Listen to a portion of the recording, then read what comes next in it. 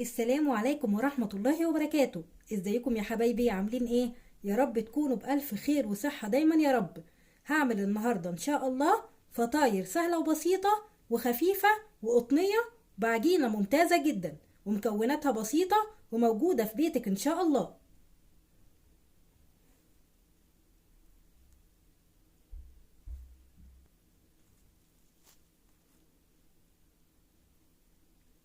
بس لو لأول مرة بتشوفوا قناتي ما تنسونيش باللايك والاشتراك في القناة علشان القناة تكبر بيكم، وتشجعوني علشان أقدم لكم فيديوهات جديدة بإذن الله. وتعالوا يلا نسمي الله ونشوف هنعملها ازاي. هحتاج كوباية كبيرة ونص دقيق، كوباية الا ربع لبن دافي، بيضة، معلقتين كبار سكر، معلقة كبيرة زبدة، كيس خميرة 7 جرام، كيس فانيليا، ومعلقة صغيرة ملح. ان شاء الله هسيب لكم المقادير مكتوبة تحت في صندوق الوصف. في طبق العجن هضيف اللبن والخميرة والسكر وهخلطهم مع بعض كويس.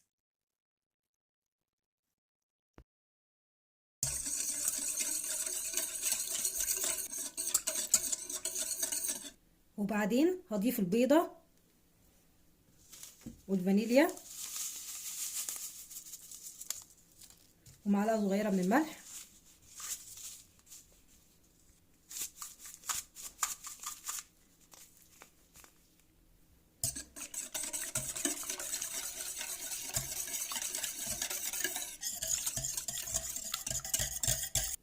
هضيف الدقيق ومعلقة الزبدة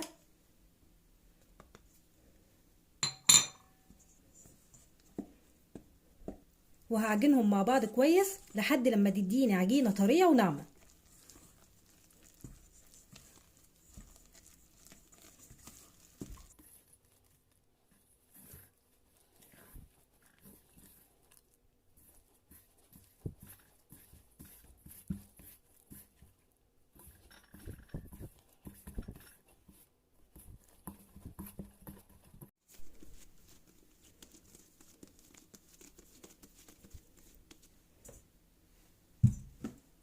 هرش رشة دقيق في الطبق واغطيها واسيبها تخمر لمدة ساعة.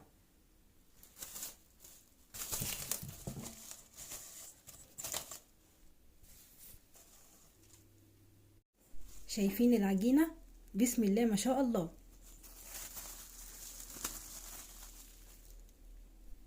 هقسمها بقى ل8 اجزاء.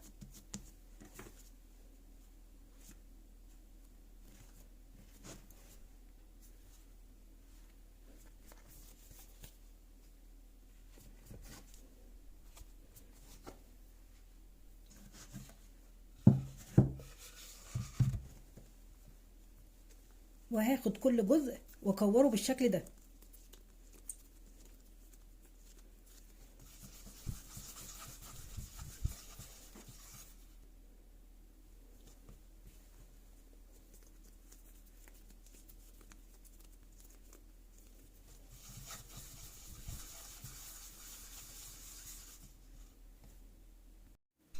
هاخد كل قطعة وهفردها شوية، لا اما تفردوها بالنشابة او بايديكم، وخلوا فيها سمك شوية.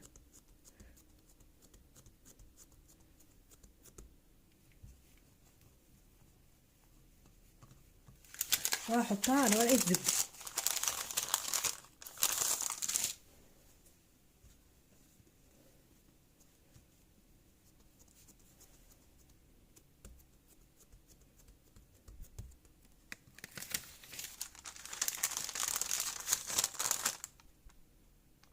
هسيبها دلوقتي تستريح لمدة ربع ساعة.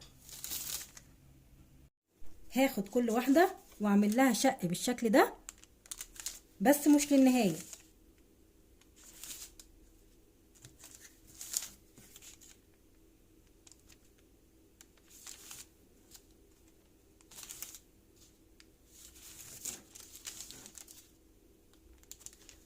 وهعمل لها كده تجويف من النص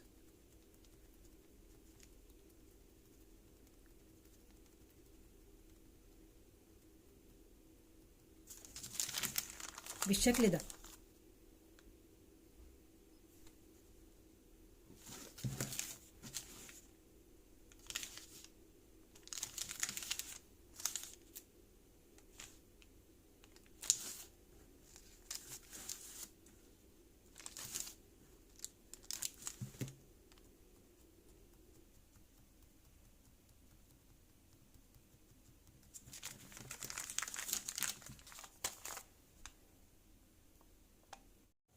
هسوي الفطاير في زيت ساخن على درجة حرارة متوسطة.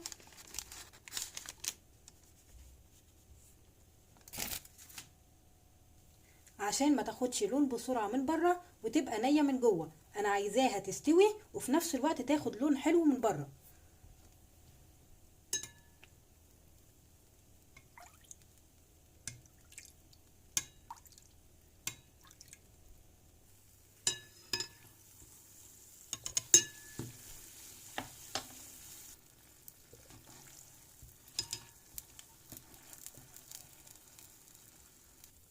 هكرر الكمية كلها بنفس الطريقة.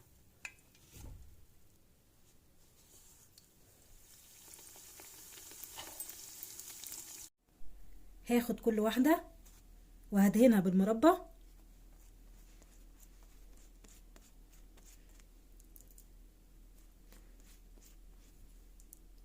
وازينها بجوز الهند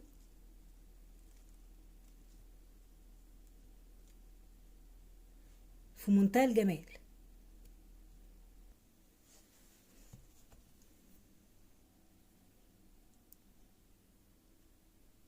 هملى التجويف اللي في النص بالمربى.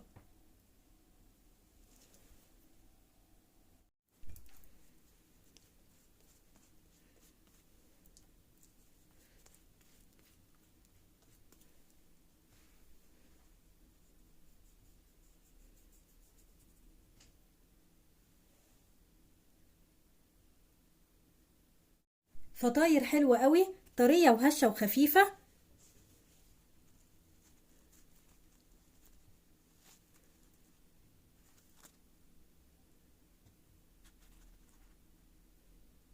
ومكوناتها على قد الايد في منتهى الجمال. اتمنى ان الفيديو يكون عجبكم واشوفكم على خير في فيديو جديد، والسلام عليكم.